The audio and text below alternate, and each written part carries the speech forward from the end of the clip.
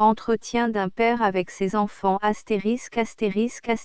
extrait des œuvres complètes de Diderot, édité par Jules Aceza, 5e volume, Paris, Garnier Frères, 1875. Entretien d'un père avec ses enfants ou du danger de se mettre au-dessus des lois. Publié en 1773, notice préliminaire. On lit dans la correspondance de Grimm, mars 1771, Monsieur Diderot, maître coutelier à Langres, mourut en 1759, généralement regretté dans sa ville, laissant à ses enfants une fortune honnête pour son état, et une réputation de vertu et de probité désirable en tout état. Je le vis 3 mois avant sa mort. En allant à Genève, au mois de mars 1759, je passai exprès par Langres, et je m'applaudirai toute ma vie d'avoir connu ce vieillard respectable. Il laissa 3 enfants, un fils aîné, Denis Diderot, né en 1713, c'est notre philosophe, une fille d'un cœur excellent et d'une fermeté de caractère peu commune, qui, dès l'instant de la mort de sa mère, se consacra entièrement au service de son père et de sa maison, et refusa, par cette raison, de se marier, un fils cadet qui a pris le parti de l'Église. Il est chanoine de l'église cathédrale de Langres et un des grands saints du diocèse. C'est un homme d'un esprit bizarre, d'une dévotion outrée et à qui je crois peu d'idées et de sentiments justes. Le père aimait son fils aîné d'inclination et de passion, sa fille, de reconnaissance et de tendresse, et son fils cadet, de réflexion, par respect pour l'état qu'il avait embrassé. Voilà des éclaircissements qui m'ont paru devoir précéder le morceau que vous allez lire. Le testament, si fâcheusement retrouvé, a servi de donner à une pièce intitulée « Une journée de Diderot », dont nous dirons quelques mots dans la notice placée en tête du neveu de Rameau. Entretien d'un père avec ses enfants ou du danger de se mettre au-dessus des lois. Mon père, homme d'un excellent jugement, mais homme pieux, était renommé dans sa province pour sa probité rigoureuse. Il fut, plus d'une fois, choisi pour arbitre entre ses concitoyens, et des étrangers qu'il ne connaissait pas lui confièrent souvent l'exécution de leur dernière volonté. Les pauvres pleurèrent sa perte, lorsqu'il mourut. Pendant sa maladie, les grands et les petits marquèrent l'intérêt qu'il prenait à sa conservation. Lorsqu'on sut qu'il approchait de sa fin, toute la ville fut attristée. Son image sera toujours présente à ma mémoire. Il me semble que je le vois dans son fauteuil à bras, avec son maintien tranquille et son visage serein. Il me semble que je l'entends encore. Voici l'histoire d'une de nos soirées, et un modèle de l'emploi des autres. C'était en hiver. Nous étions assis autour de lui, devant le feu, l'abbé, Massure et moi. Il me disait, à la suite d'une conversation sur les inconvénients de la célébrité, « Mon fils, nous avons fait tous les deux du bruit dans le monde, avec cette différence que le bruit que vous faisiez avec votre outil vous ôtait le repos, et que celui que je faisais avec le mien ôtait le repos aux autres points. » Après cette plaisanterie, bonne ou mauvaise, du vieux forgeron, il se mit à rêver, à nous regarder avec une attention tout à fait marquée, et l'abbé lui dit, « Mon père, à quoi rêvez-vous » ? « Je rêve, lui répondit-il, que la réputation d'homme de bien, la plus désirable de toutes, a ses périls, même pour celui qui la mérite point. » Puis, après une courte pause, il ajouta, « J'en frémis encore, quand j'y pense. » Le croiriez-vous, mes enfants? Une fois dans ma vie, j'ai été sur le point de vous ruiner, oui, de vous ruiner de fond en comble. L'abbé? Et comment cela? Mon père? Comment? Le voici. Avant que je commence, dit-il à sa fille, Suretin, relève mon oreiller qui est descendu trop bas, à moi, et toi, ferme les pans de ma robe de chambre, car le feu me brûle les jambes. Vous avez tout connu le curé de Tived II. Ma sœur.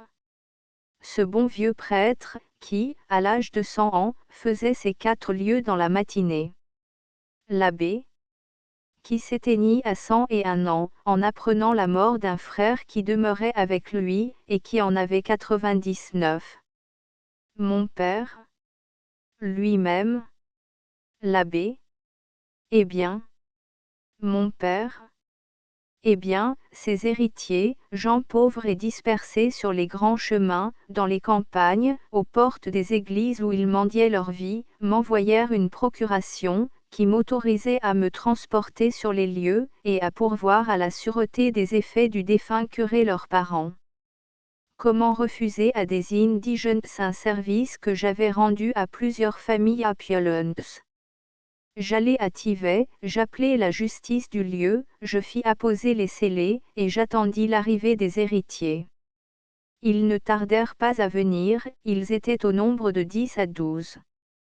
C'étaient des femmes sans bas, sans souliers, presque sans vêtements, qui tenaient contre leurs seins des enfants entortillés de mauvais tabliers, des vieillards couverts de haillons qui s'étaient traînés jusque-là, portant sur leurs épaules avec un bâton, une poignée de guenilles enveloppées dans une autre guenille, le spectacle de la misère la plus hideuse. Imaginez, d'après cela, la joie de ces héritiers à l'aspect d'une dizaine de 1000 francs qui revenaient à chacun d'eux, car, à vue de pays, la succession du curé pouvait aller à une centaine de 1000 francs au moins. On lève les scellés. Je procède, tout le jour, à l'inventaire des effets. La nuit vient. Ces malheureux se retirent, je reste seul. J'étais pressé de les mettre en possession de leur lot, de les congédier, et de revenir à mes affaires. Il y avait sous un bureau un vieux coffre, sans couvercle et rempli de toutes sortes de paperasses, c'étaient de vieilles lettres, des brouillons de réponses, des quittances surannées, des reçus de rebut, des comptes de dépenses, et d'autres chiffons de cette nature, mais, en pareil cas, on lit tout, on ne néglige rien. Je touchais à la fin de cette ennuyeuse révision, lorsqu'il me tomba sous les mains un écrit assez long, et cet écrit, savez-vous ce que c'était? Un testament. Un testament signé du curé. Un testament, dont la date était si ancienne, que ceux qui l'en nommaient exécuteurs n'existaient plus depuis 20 ans. Un testament où il rejetait les pauvres qui dormaient autour de moi, et instituait légataire universel les Frémins, ces riches libraires de Paris, que tu dois connaître, toi. Je vous laisse à juger de ma surprise et de ma douleur, car, que faire de cette pièce? La brûler? Pourquoi non? N'avait-elle pas tous les caractères de la réprobation? Et l'endroit où je l'avais trouvée, et les papiers avec lesquels elle était confondue et assimilée, ne déposaient-ils pas assez fortement contre elle, sans parler de son injustice révoltante? Voilà ce que je me disais en moi-même, et me représentant en même temps la désolation de ces malheureux héritiers spoliés, frustrés de leur espérance, j'approchais tout doucement le testament du feu, puis, d'autres idées croisaient les premières, je ne sais quelle frayeur de me tromper dans la décision d'un cas aussi important, la méfiance de mes lumières, la crainte d'écouter plutôt la voix de la commisération, qui criait au fond de mon cœur, que celle de la justice, m'arrêtait subitement. Et je passai le reste de la nuit à délibérer sur cet acte inique que je tins plusieurs fois au-dessus de la flamme, incertain si je le brûlerais ou non. Ce dernier parti l'emporta, une minute plus tôt ou plus tard, c'eût été le parti contraire. Dans ma perplexité, je crus qu'il était sage de prendre le conseil de quelque personne éclairée. Je monte à cheval dès la pointe du jour, je m'achemine à toutes jambes vers la ville, je passe devant la porte de ma maison, sans y entrer, je descends au séminaire qui était alors occupé par des oratoriens, entre lesquels il y en avait un distingué par la sûreté de ses lumières et la sainteté de ses muresses, c'était un père Bouin, qui a laissé dans le diocèse la réputation du plus grand casuiste. Mon père en était là, lorsque le docteur Bisset entra, c'était l'ami et le médecin de la maison. Il s'informa de la santé de mon père, lui tâta le pouls, ajouta, retrancha à son régime, prit une chaise, et se mit à causer avec nous. Mon père lui demanda des nouvelles de quelques-uns de ses malades, entre autres, d'un vieux fripon d'intendant d'un monsieur de la Mésingère, ancien maire de notre ville. Cet intendant avait mis le désordre et le feu dans les affaires de son maître, avait fait de faux emprunts sous son nom, avait égaré des titres, s'était approprié des fonds, avait commis une infinité de friponneries dont la plupart étaient avérées, et il était à la veille de subir une peine infamante, sinon capitale. Cette affaire occupait alors toute la province. Le docteur lui dit que cet homme était fort mal, mais qu'il ne désespérait pas de le tirer d'affaire. Mon père, c'est un très mauvais service à lui rendre. Moi, et une très mauvaise action à faire. Le docteur Bisset. Une mauvaise action. Et la raison, s'il vous plaît. Moi, c'est qu'il y a tant de méchants dans ce monde, qu'il n'y faut pas retenir ceux à qui il prend envie d'en sortir. Le docteur Bisset. Mon affaire est de le guérir, et non de le juger, je le guérirai, parce que c'est mon métier, ensuite le magistrat le fera pendre, parce que c'est le sien. Moi, docteur, mais il y a une fonction commune à tout bon citoyen, à vous, à moi, c'est de travailler de toute notre force à l'avantage de la République, et il me semble que ce n'en est pas un pour elle que le salut d'un malfaiteur, dont incessamment les lois la délivreront. Le docteur Bisset. Et à qui appartient-il de le déclarer malfaiteur? Est-ce à moi? Moi? Non, c'est à ses actions. Le docteur Bisset. Et à qui appartient-il de connaître de ses actions? Est-ce à moi? Moi? Non, mais permettez, docteur, que je change un peu la thèse, en supposant un malade dont les crimes soient de notoriété publique. On vous appelle, vous accourez, vous ouvrez les rideaux, et vous reconnaissez Cartouche ou Nivet 3. Guérirez-vous Cartouche ou Nivet? Le docteur Bisset, après un moment d'incertitude, répondit ferme qu'il le guérirait, qu'il oublierait le nom du malade, pour ne s'occuper que du caractère de la maladie, que c'était la seule chose dont il lui fût permis de connaître, que s'il faisait un pas au-delà, bientôt il ne saurait plus où s'arrêter, que ce serait abandonner la vie des hommes à la merci de l'ignorance, des passions, du préjugé, si l'ordonnance devait être précédée de l'examen de la vie et des muresses du malade. Ce que vous me dites de Nivet, un janséniste me le dira d'un moliniste, un catholique d'un protestant. Si vous m'écartez du lit de Cartouche, un fanatique m'écartera du lit d'un athée. C'est bien assez que d'avoir à doser le remède, sans avoir encore à doser la méchanceté qui permettrait ou non de l'administrer, mais, docteur, lui répondis-je, si après votre belle cure, le premier essai que le scélérat fera de sa convalescence, c'est d'assassiner votre ami, que direz-vous? Mettez la main sur la conscience, ne vous repentirez-vous point de l'avoir guéri? Ne vous écrirez-vous point avec amertume, pourquoi l'ai-je secouru?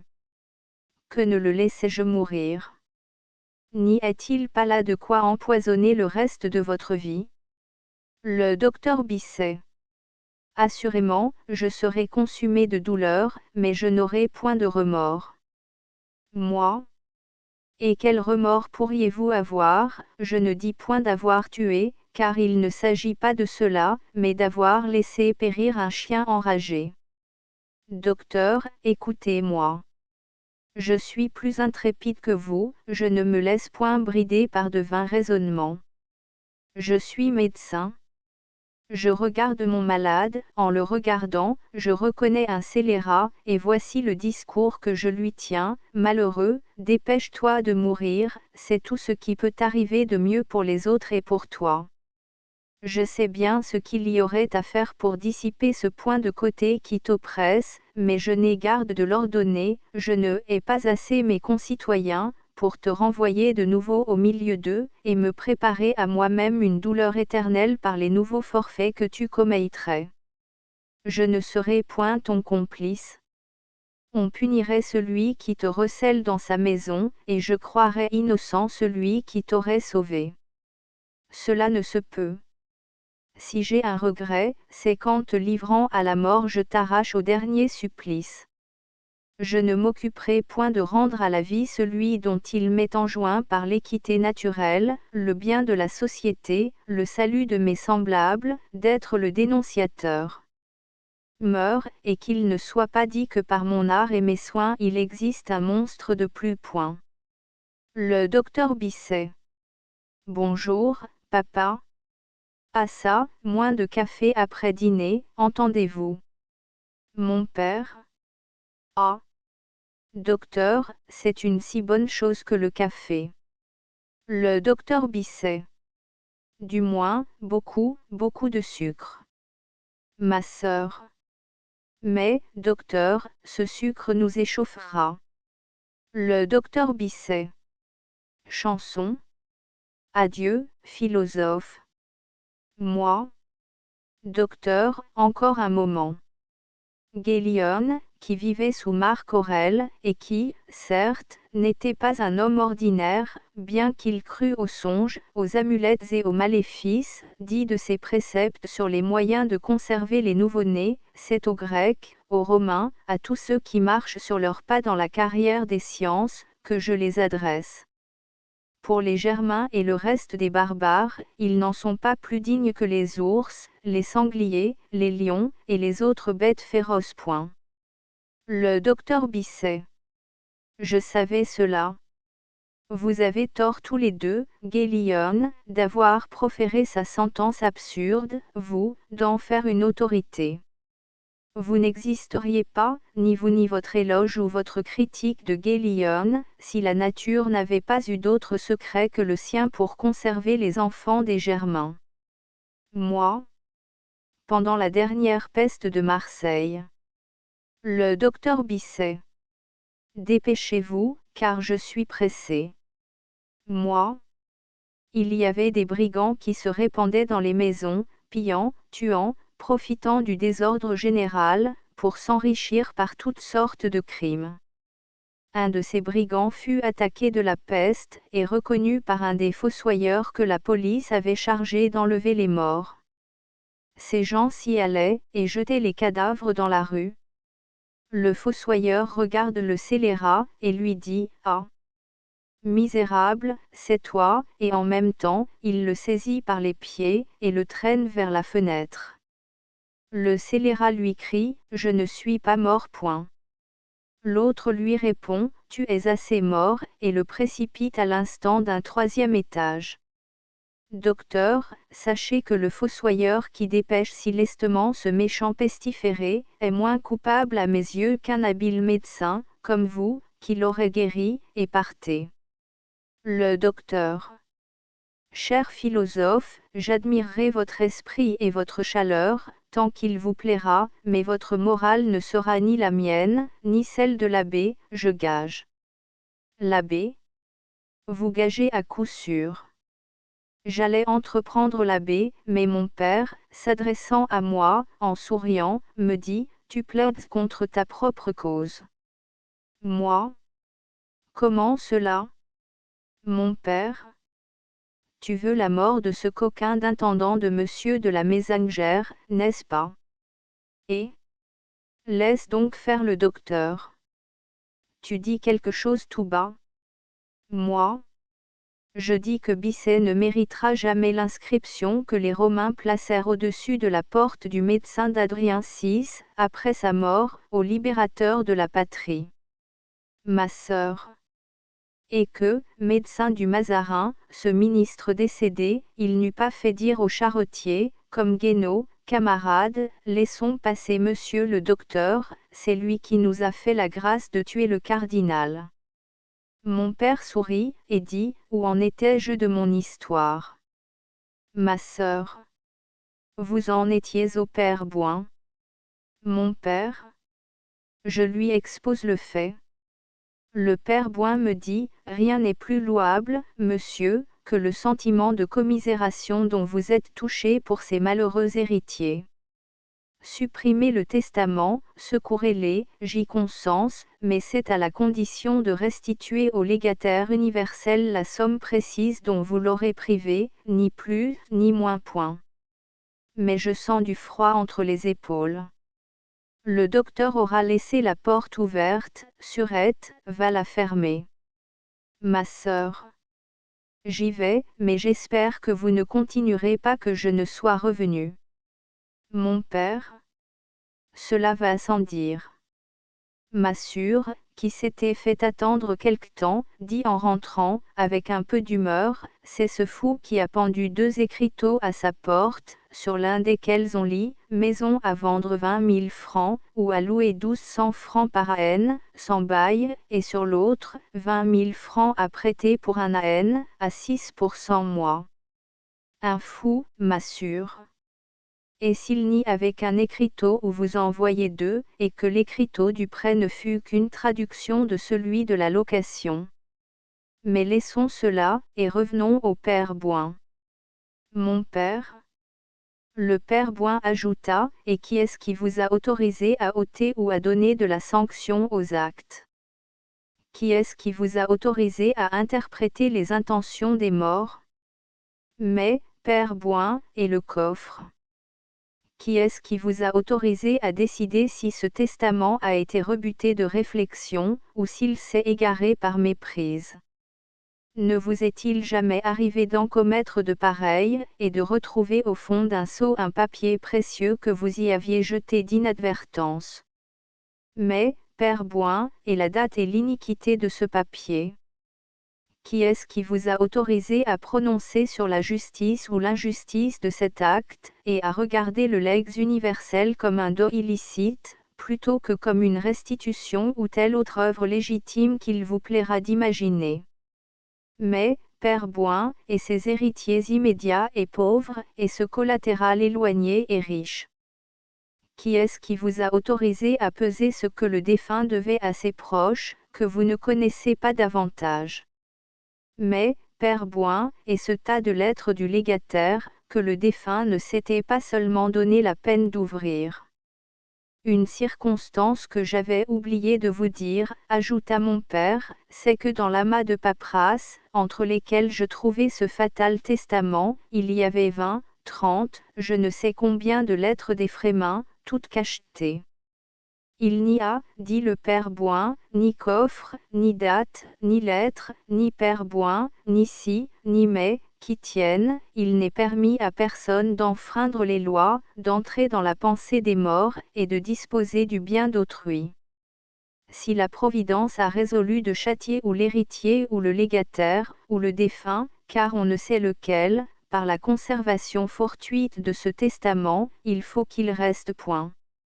Après une décision aussi nette, aussi précise de l'homme le plus éclairé de notre clergé, je demeurai stupéfait et tremblant, songeant en moi-même à ce que je devenais, à ce que vous deveniez, mes enfants, s'il me fût arrivé de brûler le testament, comme Jean avait été tenté 10 fois, d'être ensuite tourmenté de scrupules, et d'aller consulter le père Bouin. J'aurais restitué, J'aurais restitué, rien n'est plus sûr, et vous étiez ruiné. Ma sœur. Mais, mon père, il fallut, après cela, s'en revenir au presbytère, et annoncer à cette troupe d'indigents qu'il n'y avait rien là qui leur appartint, et qu'ils pouvaient s'en retourner comme ils étaient venus. Avec l'âme compatissante que vous avez, comment en eûtes-vous le courage? Mon père? Ma foi, je n'en sais rien. Dans le premier moment, je pensais à me départir de ma procuration, et à me remplacer par un homme de loi, mais un homme de loi en eût usé dans toute la rigueur, pris et chassé par les épaules ces pauvres gens dont je pouvais peut-être alléger l'infortune. Je retournai donc le même jour à Thivet. Mon absence subite, et les précautions que j'avais prises en partant, avaient inquiété, l'air de tristesse avec lequel je reparus, inquiéta bien davantage. Cependant je me contraignis, je dissimulai de mon mieux. Moi? C'est-à-dire assez mal. Mon père? Je commençai par mettre à couvert tous les effets précieux. J'assemblai dans la maison un certain nombre d'habitants, qui me prêteraient main forte, en cas de besoin. J'ouvris la cave et les greniers que j'abandonnai à ces malheureux, les invitant à boire, à manger, et à partager entre eux le vin, le blé et toutes les autres provisions de bouche. L'abbé. Mais, mon père. Mon père. Je le sais, cela ne leur appartenait pas plus que le reste. Moi. Allons donc, l'abbé, tu nous interromps. Mon père. Ensuite, pâle comme la mort, tremblant sur mes jambes, ouvrant la bouche, et ne trouvant aucune parole, m'asseyant, me relevant, commençant une phrase, et ne pouvant l'achever, pleurant, tous ces gens effrayés m'environnant, s'écriant autour de moi, « Eh bien, mon cher monsieur, qu'est-ce qu'il y a, qu'est-ce qu'il y a ?» repris-je. Un testament qui vous déshérite point. Ce peu de mots me coûta tant à dire, que je me sentis presque défaillir. Ma sœur. Je conçois cela. Mon père. Quelle scène, mes enfants, que celle qui suivit. Je frémis de la rappeler. Il me semble que j'entends encore les cris de la douleur, de la fureur, de la rage, le hurlement des imprécations. Ici, mon père portait ses mains sur ses yeux, sur ses oreilles. Ces femmes, disait-il, ces femmes, je les vois, les unes se roulaient à terre, s'arrachaient les cheveux, se déchiraient les joues et les mamelles, les autres écumaient, tenaient leurs enfants par les pieds, prêtes à leur écacher la tête contre le pavé, si on les eût laissés faire, les hommes saisissaient, renversaient, cassaient tout ce qui leur tombait sous les mains, ils menaçaient de mettre le feu à la maison, d'autres, en rugissant, grattaient la terre avec leurs ongles, comme s'ils y eussent cherché le cadavre du curé pour le déchirer, et, tout au travers de ce tumulte, c'étaient les cris aigus des enfants qui partageaient, sans savoir pourquoi, le désespoir de leurs parents, qui s'attachaient à leurs vêtements, et qui en étaient inhumainement repoussés.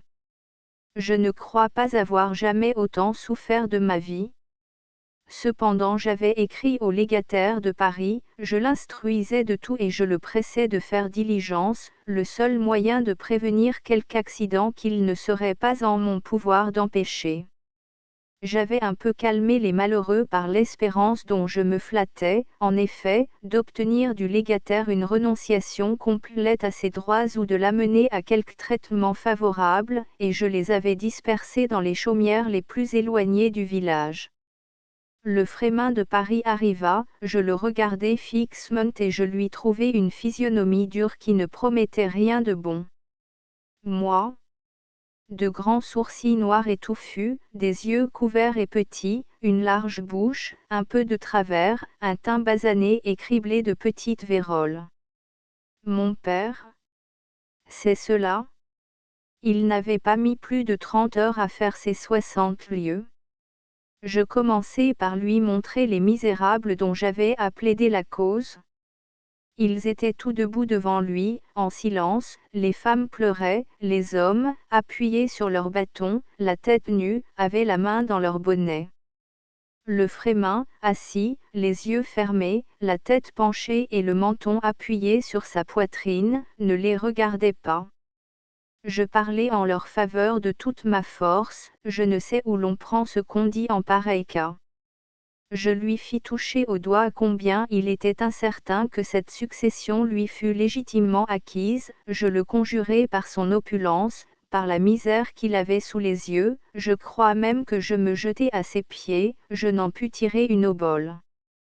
Il me répondit qu'il n'entrait point dans toutes ces considérations, qu'il y avait un testament, que l'histoire de ce testament lui était indifférente, et qu'il aimait mieux s'en rapporter à ma conduite qu'à mes discours. D'indignation, je lui jetai les clés au nez, il les ramassa, s'empara de tout, et je m'en revins si troublé, si peiné, si changé, que votre mère, qui vivait encore, crut qu'il m'était arrivé quelque grand malheur. Ah!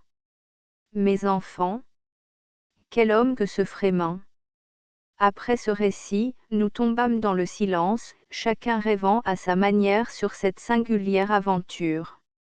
Il vint quelques visites, un ecclésiastique, dont je ne me rappelle pas le nom, c'était un gros prieur, qui se connaissait mieux en bon vin qu'en morale, et qui avait plus feuilleté le moyen de parvenir que les conférences de Grenoble, un homme de justice, notaire et lieutenant de police, appelé Dubois, et, peu de temps après, un ouvrier qui demandait à parler à mon père.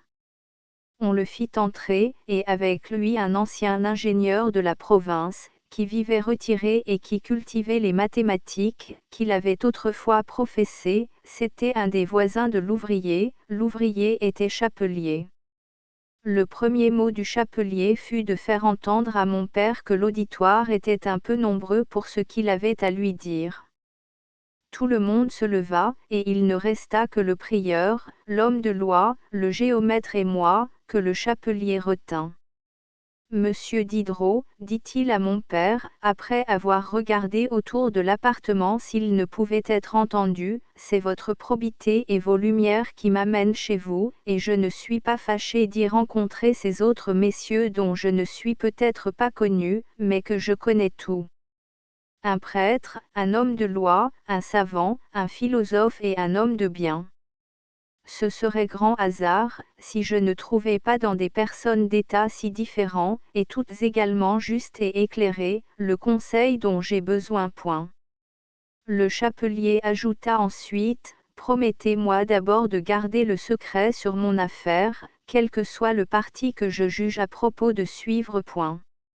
On le lui promit, et il continua.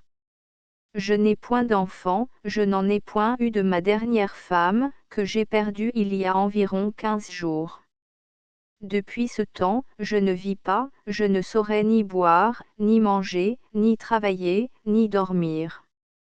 Je me lève, je m'habille, je sors et je rôde par la ville dévoré d'un souci profond. J'ai gardé ma femme malade pendant 18 ans, tous les services qui ont dépendu de moi et que sa triste situation exigeait, je les lui ai rendus.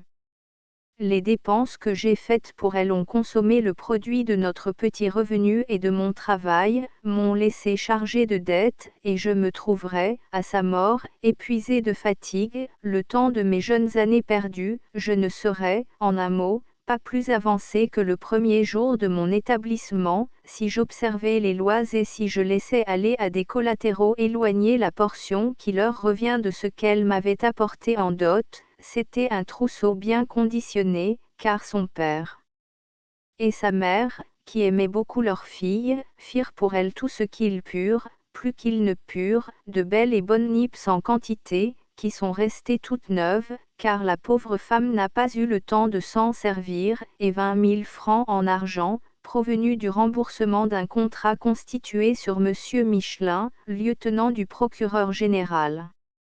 À peine la défunte a-t-elle eu les yeux fermés, que j'ai soustrait et les nippes et l'argent.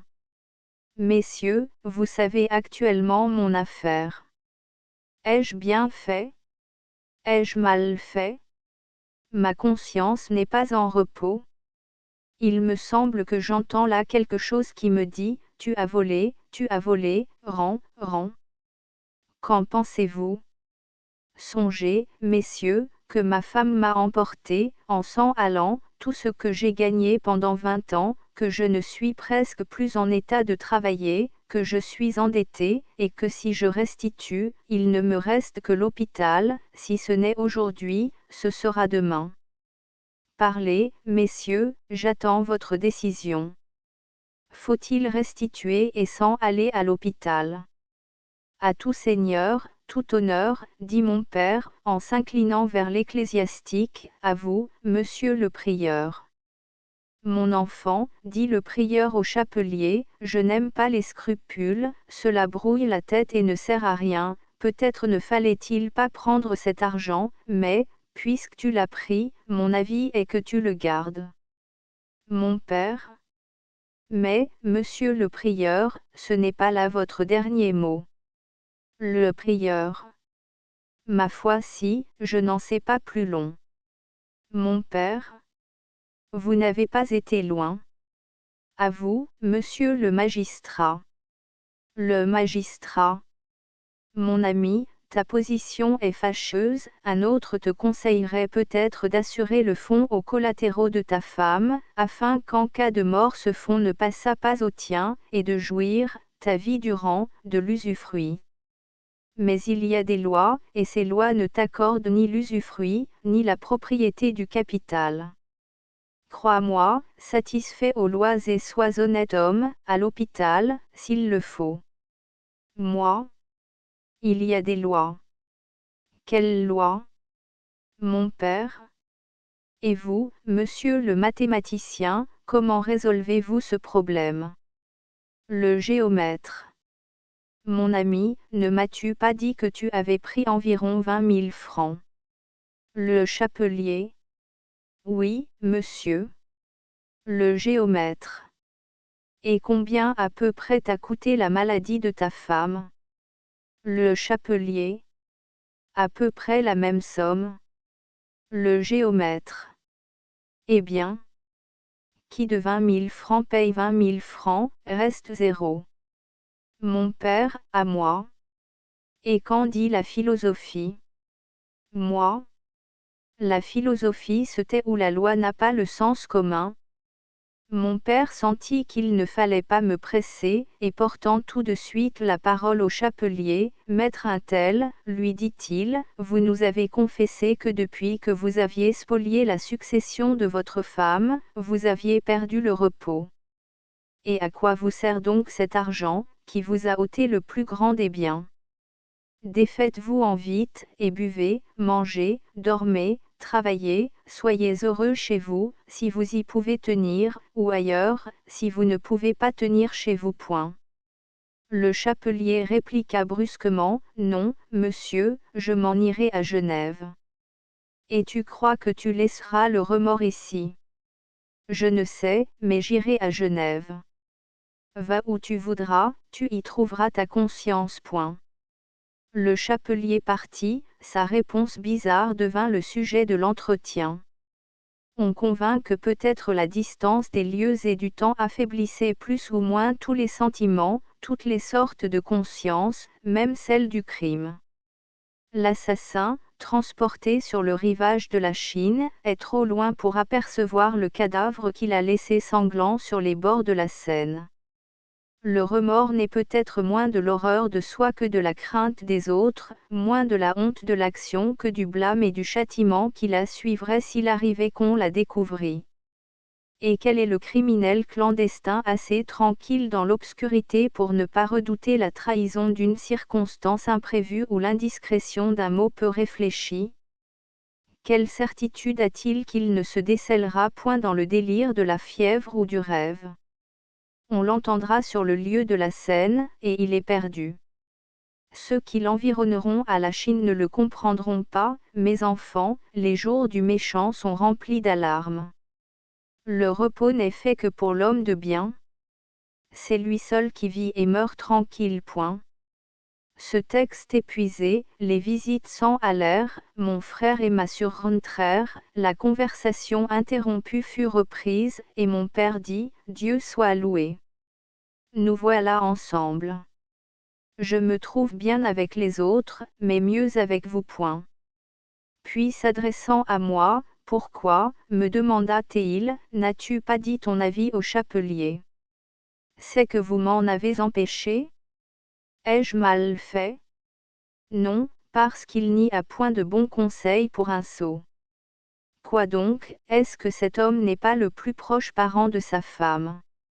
Est-ce que le bien qu'il a retenu ne lui a pas été donné en dot? Est-ce qu'il ne lui appartient pas au titre le plus légitime? Quel est le droit de ses collatéraux? Mon père? Tu ne vois que la loi, mais tu n'en vois pas l'esprit. Moi? Je vois comme vous, mon père, le peu de sûreté des femmes, méprisées, haïes à tort à travers de leurs maris, si la mort saisissait ceux-ci de leurs biens. Mais qu'est-ce que cela me fait à moi, honnête homme, qui ai bien rempli mes devoirs avec la mienne? Ne suis-je pas assez malheureux de l'avoir perdu? Faut-il qu'on vienne encore m'enlever sa dépouille? Mon père.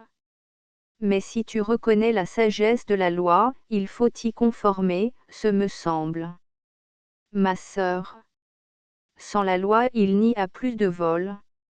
Moi. Vous vous trompez, m'assure. Mon frère. Sans la loi tout est à tous, et il n'y a plus de propriété.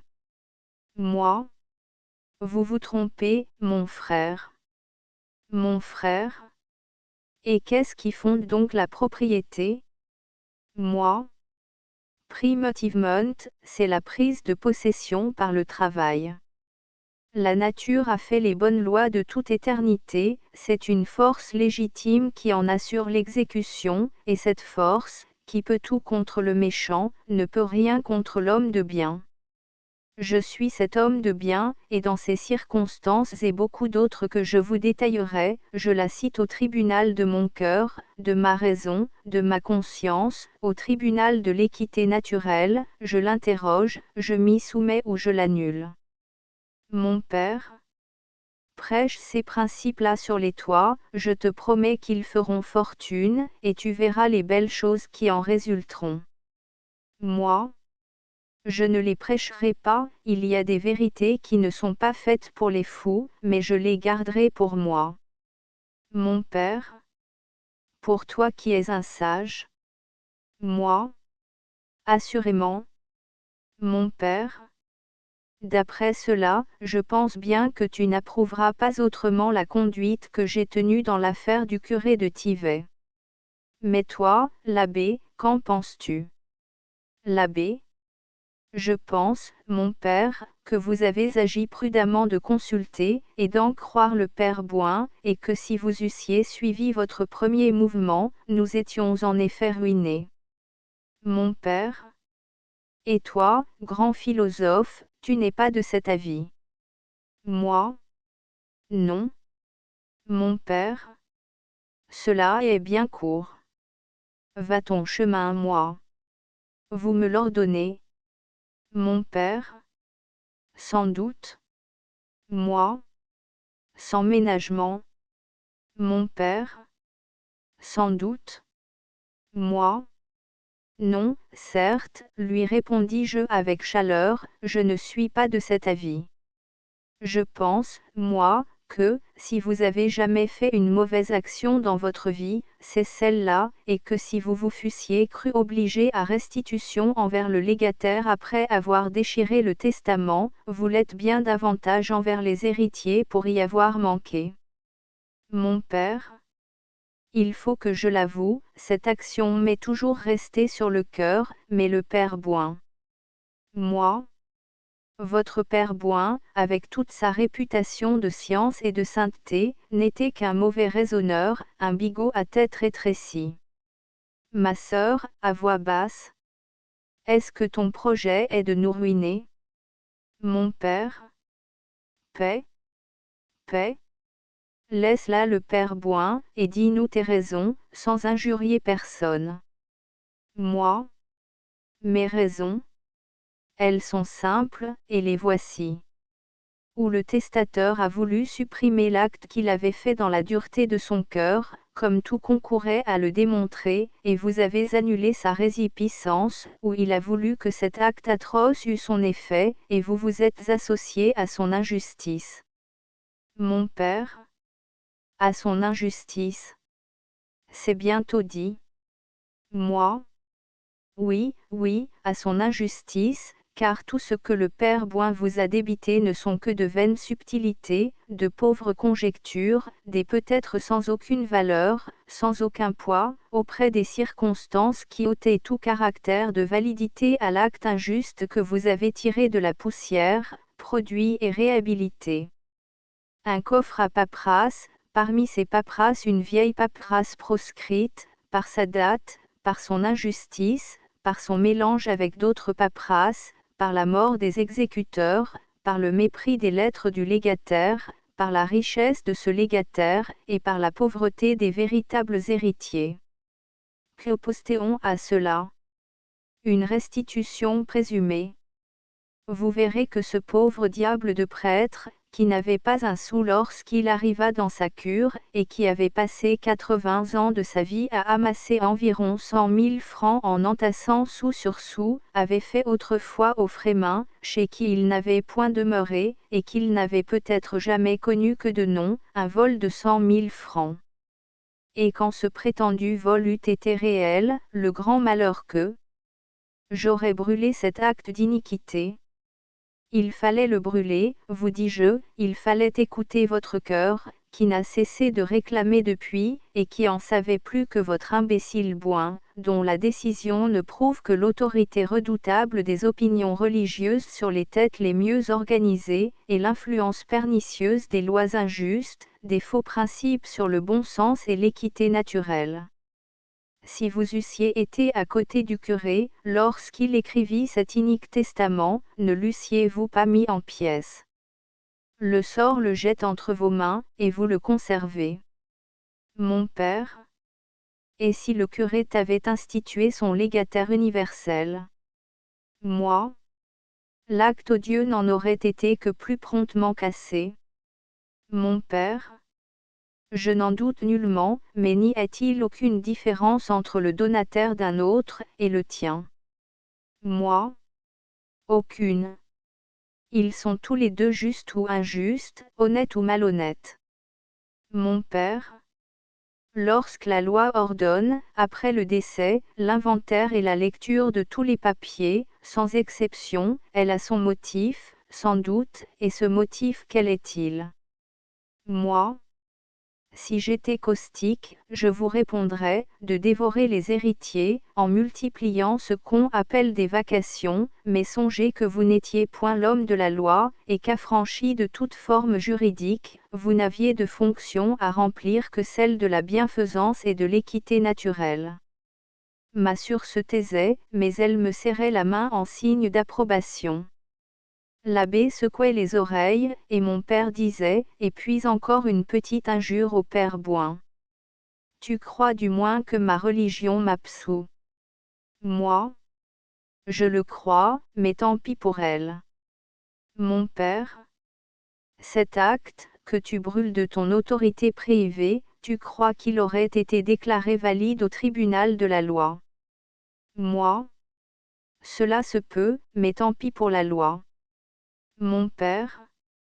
Tu crois qu'elle aurait négligé toutes ces circonstances, que tu fais valoir avec tant de force? Moi? Je n'en sais rien, mais Jean aurait voulu avoir le cœur net. J'y aurais sacrifié une 50aine de louis, c'aurait été une charité bien faite, et j'aurais attaqué le testament au nom de ces pauvres héritiers. Mon père? Oh! Pour cela, si tu avais été avec moi, et que tu m'en eusses donné le conseil, quoique, dans les commencements d'un établissement, 50 louis ce soit une somme, il y a tout à parier que je l'aurais suivi. L'abbé? Pour moi, j'aurais autant aimé donner cet argent aux pauvres héritiers qu'aux gens de justice. Moi? Et vous croyez, mon frère, qu'on aurait perdu ce procès? Mon frère? Je n'en doute pas. Les juges s'en tiennent strictement à la loi, comme mon père et le père Boin, et font bien. Les juges ferment, en pareil cas, les yeux sur les circonstances, comme mon père et le père Boin, par l'effroi des inconvénients qui s'ensuivraient, et font bien. Ils sacrifient quelquefois contre le témoignage même de leur conscience, comme mon père et le père Boin, l'intérêt du malheureux et de l'innocent qu'ils ne pourraient sauver sans lâcher la bride à une infinité de fripons, et font bien. Ils redoutent, comme mon père et le père Boin, de prononcer un arrêt équitable dans un cas déterminé, mais funeste dans 1000 autres par la multitude de désordres auxquels ils ouvriraient la porte, et font bien. Et dans le cas du testament dont il s'agit. Mon père? Tes raisons, comme particulières, étaient peut-être bonnes, mais comme publiques, elles seraient mauvaises. Il y a tel avocat peu scrupuleux, qui m'aurait dit tête à tête, brûler ce testament, ce qu'il n'aurait osé écrire dans sa consultation. Moi? J'entends, c'était une affaire à n'être pas portée devant les juges. Aussi, parbleu. N'y aurait-elle pas été portée, si j'avais été à votre place? Mon père, tu aurais préféré ta raison à la raison publique, la décision de l'homme à celle de l'homme de loi. Moi? Assurément. Est-ce que l'homme n'est pas antérieur à l'homme de loi? Est-ce que la raison de l'espèce humaine n'est pas tout autrement sacrée que la raison d'un législateur? Nous nous appelons civilisés, et nous sommes pires que des sauvages. Il semble qu'il nous faille encore tournoyer pendant des siècles, d'extravagance en extravagance et d'erreur en erreur, pour arriver où la première étincelle de jugement, l'instinct seul, nous eût menés tout droit. Aussi nous nous sommes si bien fourvoyés. Mon père, mon fils, c'est un bon oreiller, que celui de la raison, mais je trouve que ma tête repose plus doucement encore sur celui de la religion et des lois, et point de réplique là-dessus, car je n'ai pas besoin d'insomnie. Mais il me semble que tu prends de l'humeur. Dis-moi donc, si j'avais brûlé le testament, est-ce que tu m'aurais empêché de restituer? Moi? Non, mon père, votre repos m'est un peu plus cher que tous les biens du monde. Mon père?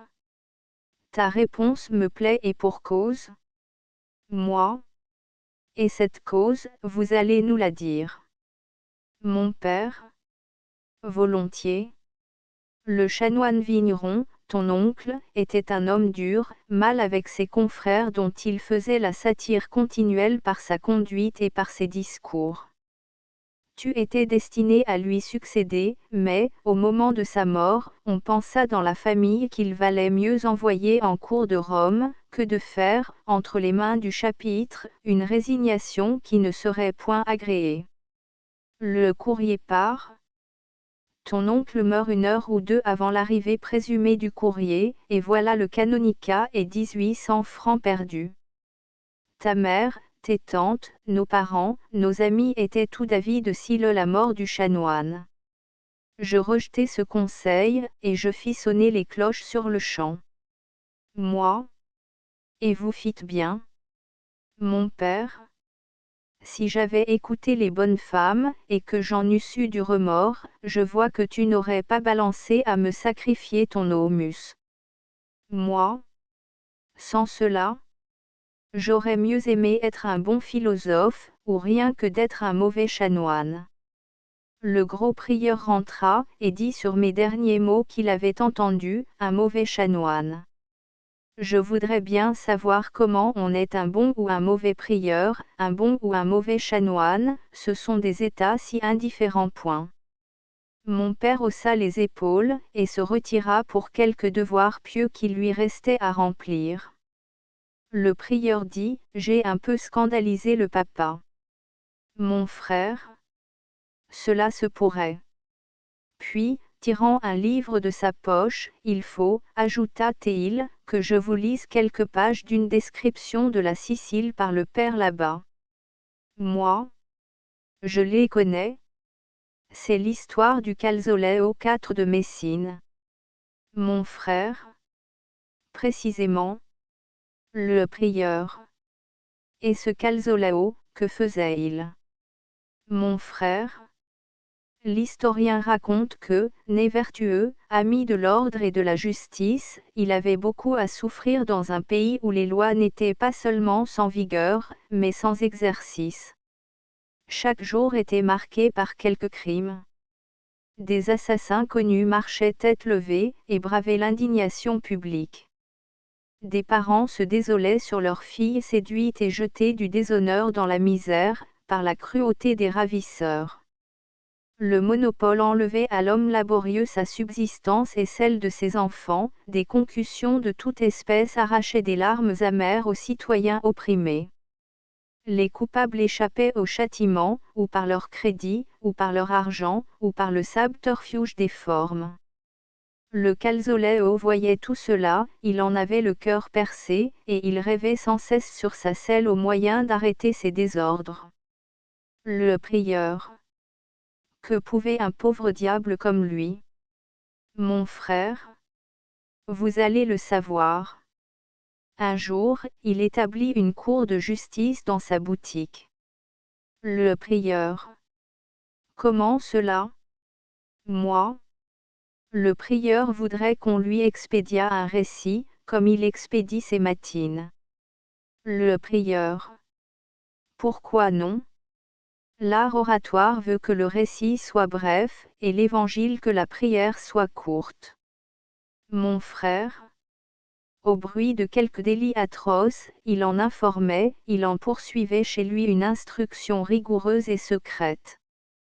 Sa double fonction de rapporteur et de juge remplie, le procès criminel parachevé, et la sentence prononcée, il sortait avec une arquebuse sous son manteau, et, le jour, s'il rencontrait les malfaiteurs dans quelques lieux écartés, ou la nuit, dans leur tournée, il vous leur déchargeait équitablement 5 ou 6 balles à travers le corps.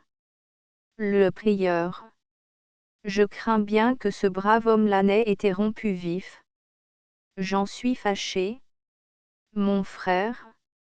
Après l'exécution, il laissait le cadavre sur la place sans en approcher, et regagnait sa demeure, content comme quelqu'un qui aurait tué un chien enragé. Le prieur. En tuât-il beaucoup de ces chiens-là? Mon frère. On en comptait plus de 50, et tout de haute condition, lorsque le vice-roi proposa 2000 écus de récompense au délateur, et jura, en face des autels, de pardonner au coupable s'il se déférait lui-même.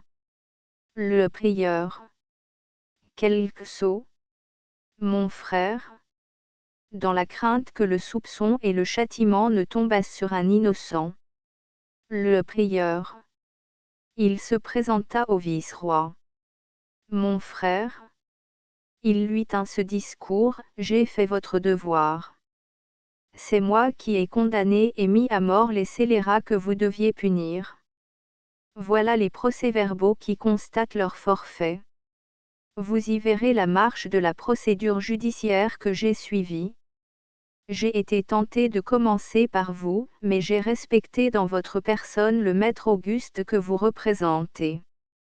Ma vie est entre vos mains, et vous en pouvez disposer. Point. Le prieur. Ce qui fut fait? Mon frère? Je l'ignore, mais je sais qu'avec tout ce beau zèle pour la justice, cet homme n'était qu'un meurtrier. Le prieur. Un meurtrier? Le mot est dur, quel autre nom pourrait-on lui donner, s'il avait assassiné des gens de bien? Moi? Le beau délire? Ma sœur? Il serait à souhaiter. Mon frère, à moi? Vous êtes le souverain, cette affaire est soumise à votre décision, quelle sera-t-elle? Moi? L'abbé, vous me tendez un piège, et je veux bien y donner. Je condamnerai le vice-roi à prendre la place du savetier, et le savetier à prendre la place du vice-roi. Ma sœur. Fort bien, mon frère. Mon père reparut avec ce visage serein qu'il avait toujours après la prière. On lui raconta le fait, et il confirma la sentence de l'abbé. Massure ajouta: et voilà mes signes privés, sinon du seul homme juste, du moins du seul brave citoyen qu'il y eut. Cela m'afflige point.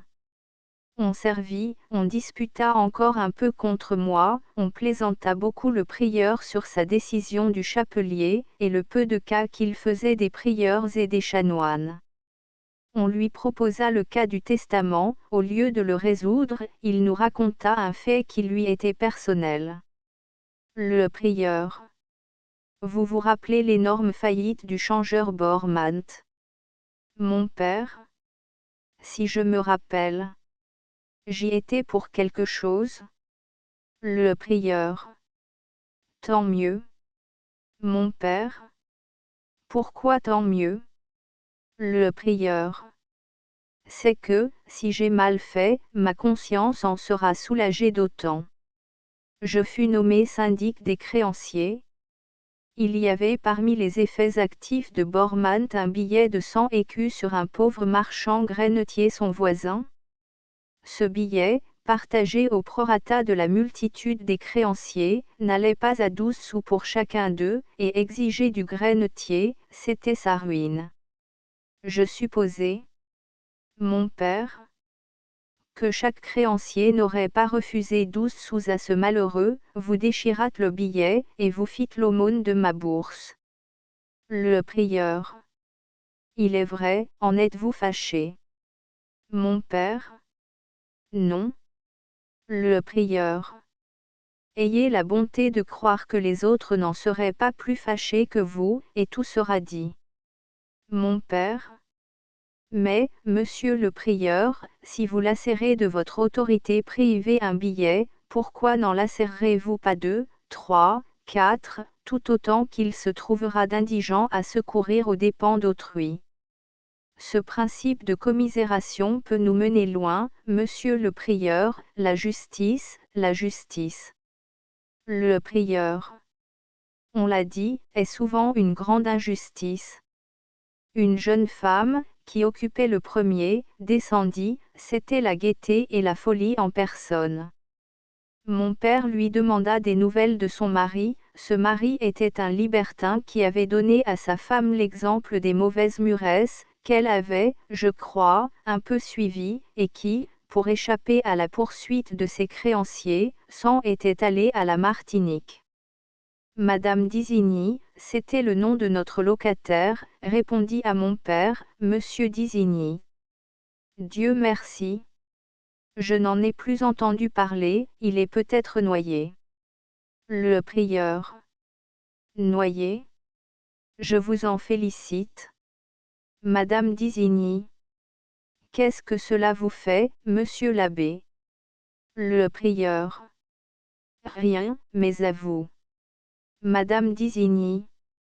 Et qu'est-ce que cela me fait à moi? Le prieur. Mais, on dit. Madame d'Isigny. Et qu'est-ce qu'on dit? Le prieur. Puisque vous le voulez savoir, on dit qu'il avait surpris quelques-unes de vos lettres. Madame d'Isigny. Et n'avais-je pas un beau recueil des siennes? Et puis voilà une querelle tout à fait comique entre le prieur et Madame d'Isigny sur les privilèges des deux sexes. Madame d'Isigny m'appela à son secours, et j'allais prouver au prieur que le premier des deux époux qui manquait au pacte, rendait à l'autre sa liberté, mais mon père demanda son bonnet de nuit, rompit la conversation, et nous envoya coucher. Lorsque ce fut à mon tour de lui souhaiter la bonne nuit, en l'embrassant, je lui dis à l'oreille, mon père, c'est qu'à la rigueur il n'y a point de loi pour le sage, parlez plus bas, toutes étant sujettes à des exceptions, c'est à lui qu'il appartient de juger des cas où il faut s'y soumettre ou s'en affranchir. Je ne serais pas trop fâché, me répondit-il, qu'il y eût dans la ville un ou deux citoyens comme toi, mais je n'y habiterais pas, s'ils pensaient tous de même point. Note 1. Nous rétablissons ce terme familier d'après l'édition originale. Les suivantes l'ont remplacé par Petite Sûre. 2 villages situés entre Chaumont et Langres. Note de l'édition de Brière.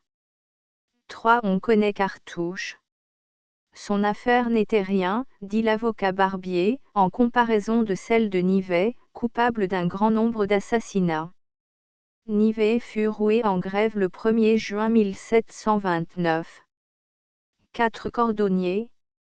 Astérisque end of the project Gutenberg e-book entretien d'un père avec ses enfants astérisque updated editions will replace the previous one, the all editions will be renamed. Creating the works from print editions not protected by US copyright law means that no one owns a United States copyright in these works, so the Foundation, and you, can copy and distribute it in the United States without permission and without paying copyright royalty. Special rule, set forth in the general terms of use part of this license, apply to copying and distributing Project Gutenberg symbol marque commercial electronic works to protect the Project Gutenberg symbol marque commercial concept and trademark. Project Gutenberg is a registered trademark, and may not be used if you charge for any book, except by following the terms of the trademark license, including paying royalty for use of the Project Gutenberg trademark. If you do not charge anything for copy of this ebook, complying with the trademark license is very easy. You may use this ebook for nearly any purpose such as creation of derivative works, report, performance and research. Project Gutenberg ebooks may be modified and printed and given away. You may do practically anything in the United States with ebooks not protected by US copyright law. Redistribution is subject to the trademark license, especially commercial redistribution.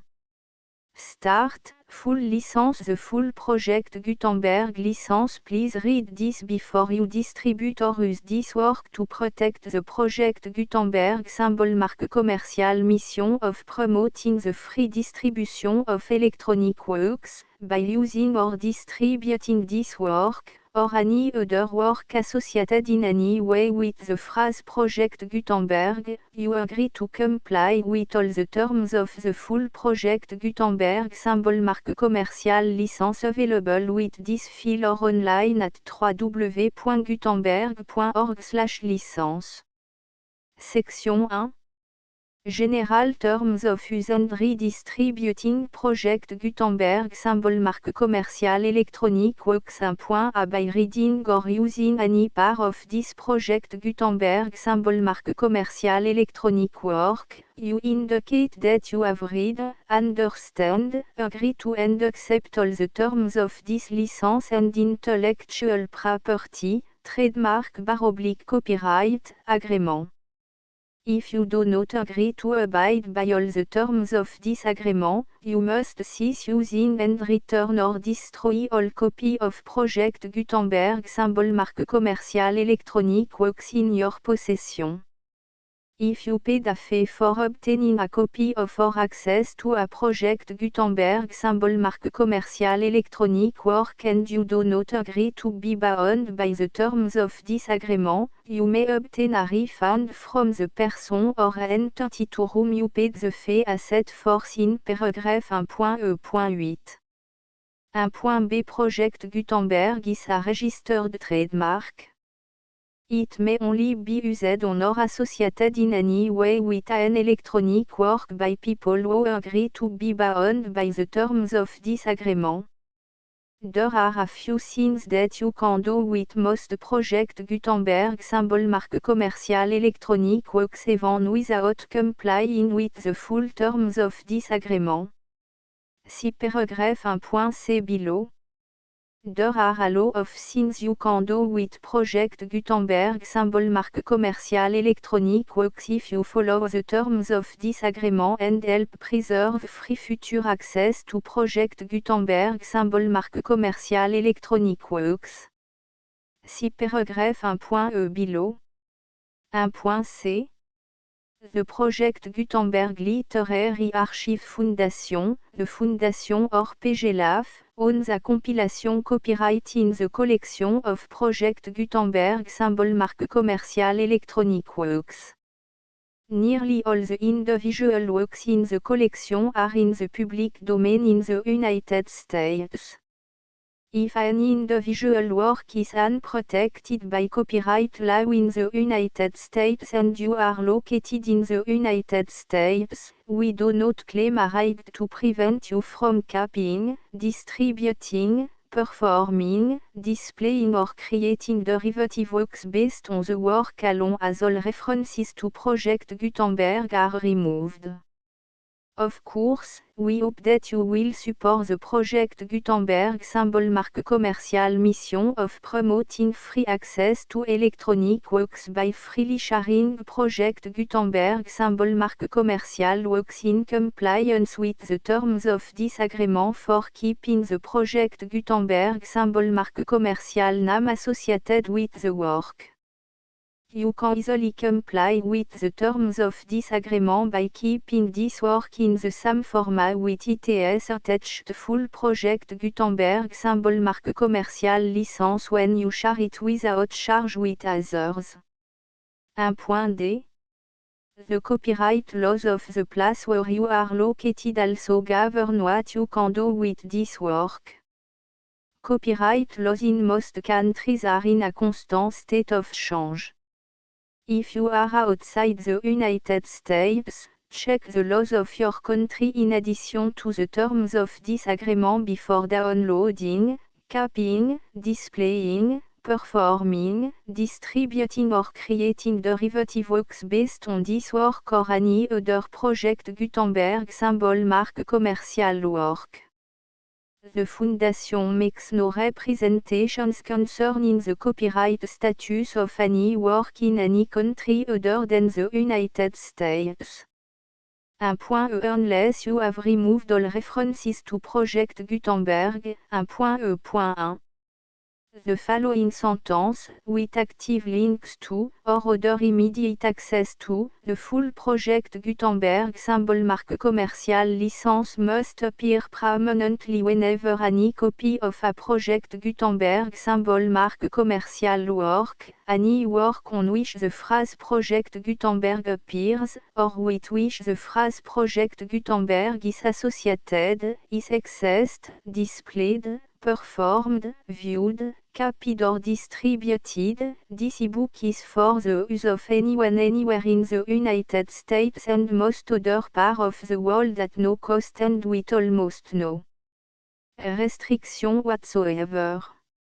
You may copy it, give it away or reuse it under the terms of the Project Gutenberg license included with this e-book or online at www.gutenberg.org. If you are not located in the United States, you will have to check the laws of the country where you are located before using this e-book.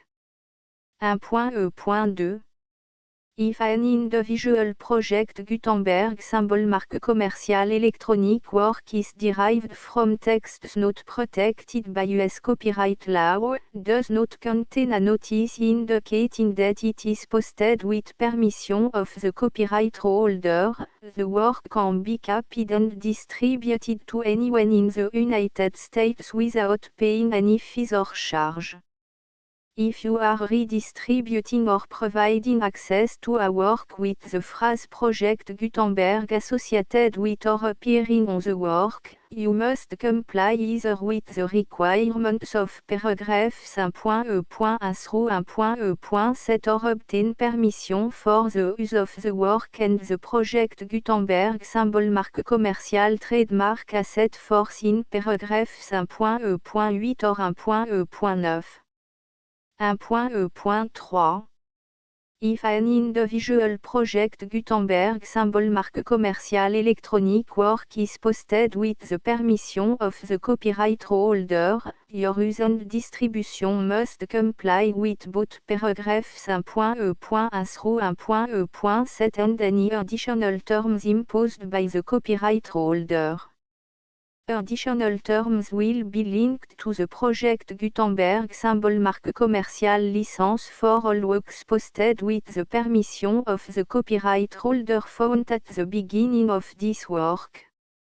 1.e.4 Do not unlink or detach or remove the full Project Gutenberg symbol marque commercial license terms from this work, or any file containing a part of this work or any other work associated with Project Gutenberg symbol marque commercial.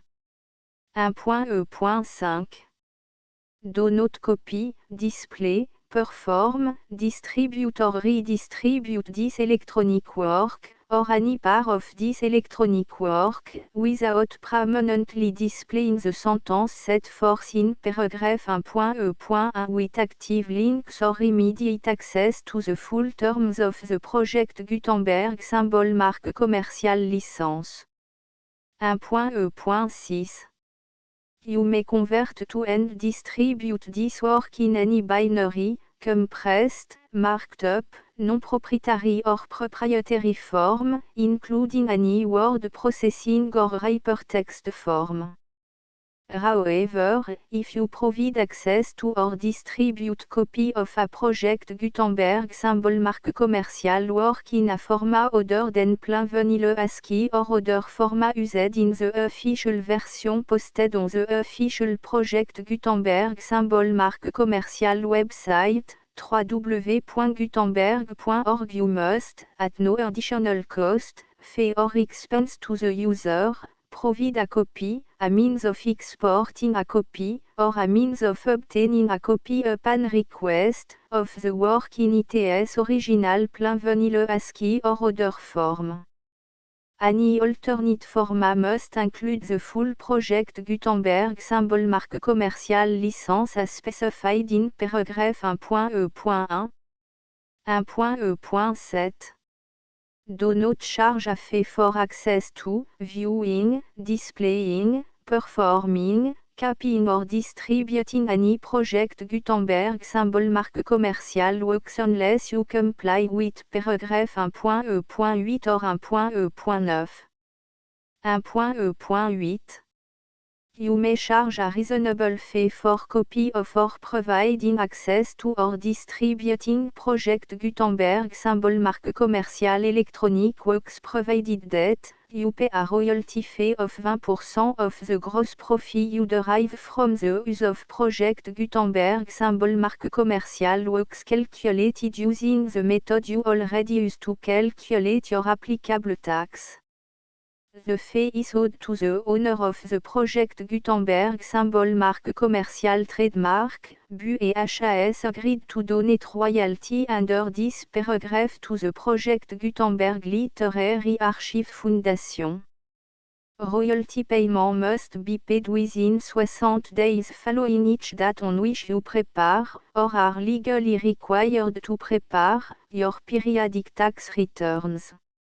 Royalty payment should be clearly marked as sent to the project Gutenberg Literary Archive Foundation at the address specified in section 4, Information about donation to the project Gutenberg Literary Archive Foundation.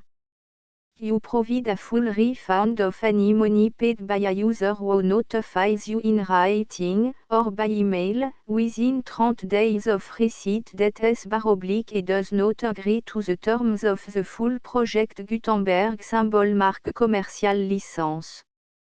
You must require such a user to return or destroy all copy of the works possessed in a physical medium and discontinue all use of and all access to other copy of project Gutenberg symbol mark commercial works. You provide, in accordance with paragraph 1.f.3, a full refund of any money paid for a work or a replacement copy, if a defect in the electronic work is discovered and reported to you within 90 days of receipt of the work. You comply with all other terms of this agreement for free distribution of project Gutenberg symbol mark commercial works. 1.e.9. If you wish to charge a fee or distribute a project Gutenberg symbol mark commercial electronic work or group of works on different terms than are set forth in this agreement, you must obtain permission in writing from the project Gutenberg Literary Archive Foundation, the manager of the project Gutenberg symbol mark commercial trademark. Contact the Foundation as set forth in section 3 below. 1.f.1.f.1 Project Gutenberg volunteers and employees expend considerable effort to identify, do copyright research on, transcribe and proofread works not protected by US copyright law in creating the Project Gutenberg symbol mark commercial collection. Despite these efforts, Project Gutenberg symbol mark commercial electronic works, and the medium on which they may be stored, may contain defects such as, but not limited to, incomplete, inaccurate or corrupt data, transcription errors, a copyright or other intellectual property infringement, a defective or damaged disk or other medium, a computer virus, or computer code that damage or cannot be read by your equipment. 1.f.2 Limited warranty, disclaimer of damage, except for the right of replacement or refund described in paragraph 1.f.3, the Project Gutenberg Literary Archive Foundation, the owner of the Project Gutenberg symbol mark commercial trademark, and any other party distributing a Project Gutenberg symbol mark commercial electronic work under this agreement, disclaim all liability to you for damages, costs and expenses, including legal fees. You agree that you have no remedy for negligence, strict liability, breach of warranty or breach of contract except those provided in paragraph 1.f.3. You agree that the Foundation, the trademark owner, and any distributor under this agreement will not be liable to you for actual, direct, indirect, consequential, punitive or incidental damages even if you give notice of the possibility of such damage. 1.f.3 Limited right of replacement or refund, if you discover a defect in this electronic work within 90 days of receiving it, you can receive a refund of the money, if any, you paid for it by sending a written explanation to the person you received the work from. If you received the work on a physical medium, you must return the medium with your written explanation. The person or entity that provided you with the defective work may elect to provide a replacement copy in lieu of a refund. If you received the work electronically, the person or entity providing it to you may choose to give you a second opportunity to receive the work electronically in lieu of a refund. If the second copy is also defective, you may demand a refund in writing without further opportunities to fix the problem. 1.f.4 Except for the limited right of replacement or refund set forth in paragraph 1.f.3, this work is provided to you as, with no other warranties of any kind, express or implied, including but not limited to warranties of merchantability or fitness for any purpose. 1.f.5 Some states do not allow disclaimers of certain implied warranties or the exclusion or limitation of certain type of damages. If any disclaimer or limitation set forth in this agreement violates the law of the state applicable to this agreement, the agreement shall be interpreted to make the maximum disclaimer or limitation permitted by the applicable state law.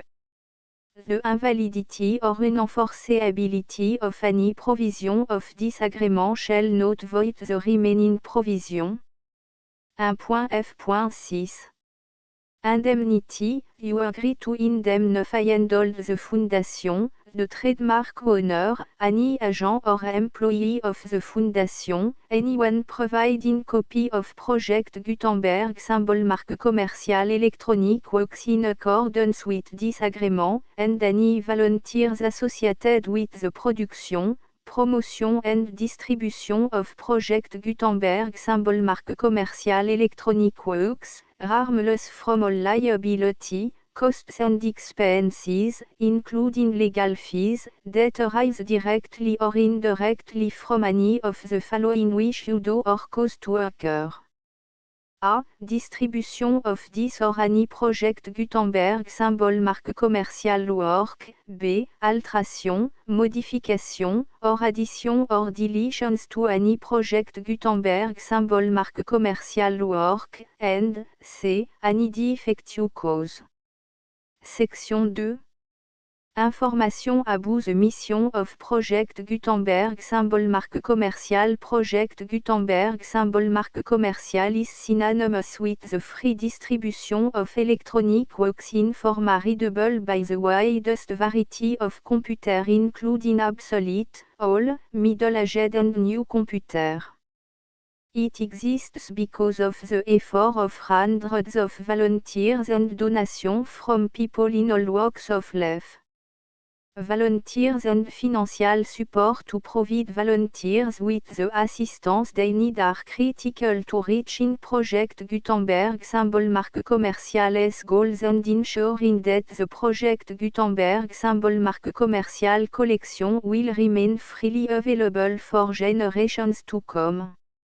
In 2001, the Project Gutenberg Literary Archive Foundation was created to provide a secure and permanent future for Project Gutenberg symbol marque commercial and future generations. To learn more about the Project Gutenberg Literary Archive Foundation and how your efforts and donations can help, see section 3 and 4 and the Foundation information page at www.gutenberg.org. Section 3. Information about the Project Gutenberg Literary Archive Foundation. The Project Gutenberg Literary Archive Foundation is a non-profit 501(c)(3) educational corporation organized under the laws of the state of Mississippi and granted tax-exempt status by the Internal Revenue Service. The Fondation SEIN or Federal Tax Identification Number is 64 à 6 221 541. Contribution to the Project Gutenberg Literary Archive Foundation are tax deductible to the full extent permitted by U.S. federal laws and your state's laws. The Foundation's business office is located at 809 North 1500 West, Salt Lake City, U84 116, 801, 596 à 1887. Email contact links and up-to-date contact information can be found at the Foundation's website and official page at www.gutenberg.org/contact section 4. Information about donation to the Project Gutenberg Literary Archive Foundation. Project Gutenberg symbol marque commercial depends upon and cannot survive without widespread public support and donation to carry out its mission of increasing the number of public domain and licensed works that can be freely distributed in machine-readable form accessible by the widest array of equipment including outdated equipment. Many small donations, $1 to $5,000, are particularly important to maintaining tax-exempt status with the IRS. The Foundation is committed to complying with the laws regulating charities and charitable donations in all 50 states of the United States. Compliance requirements are not uniform and it takes a considerable effort, much paperwork and money fees to meet and keep up with these requirements. We do not solicit donations in locations where we have not received written confirmation of compliance. To send donation or determine the status of compliance for any particular state, visit www.gutenberg.org/donate. While we cannot and do not solicit contribution from states where we have not met the solicitation requirements, we know of no prohibition against accepting unsolicited donation from donors in such states who approach us with offers to donate. International donations are gratefully accepted, but we cannot make any statements concerning tax treatment of donations received from outside the United States. US laws alone swam for small staff. Please check the Project Gutenberg web page for current donation methods and addresses. Donation are accepted in a number of other ways including checks, online payments and credit card donation. To donate, please visit www.gutenberg.org/donate. Section 5. Générale information about Project Gutenberg symbol marque commerciale électronique Works Professor Michael S. R. was the originator of the Project Gutenberg symbol marque commerciale concept of a library of electronic works that could be freely shared with anyone. For 40 years, he produced and distributed Project Gutenberg symbol marque commerciale e-books with only a loose network of volunteer support. Project Gutenberg symbol marque commerciale e-books are often created from several printed editions, all of which are confirmed and not protected by copyright in the US unless a copyright notice is included. Thus, we do not necessarily keep e-books in compliance with any particular paper edition. Most people start at our website which has the main page search facility, www.gutenberg.org. This website includes information about Project Gutenberg symbol marque commerciale, including how to make donation to the Project Gutenberg Literary Archive Foundation, how to help produce our new ebooks, and how to subscribe to our email newsletter to read about new ebooks. Entretien d'un père avec ses enfants. Notice préliminaire. Entretien d'un père avec ses enfants. Note the full Project Gutenberg licence.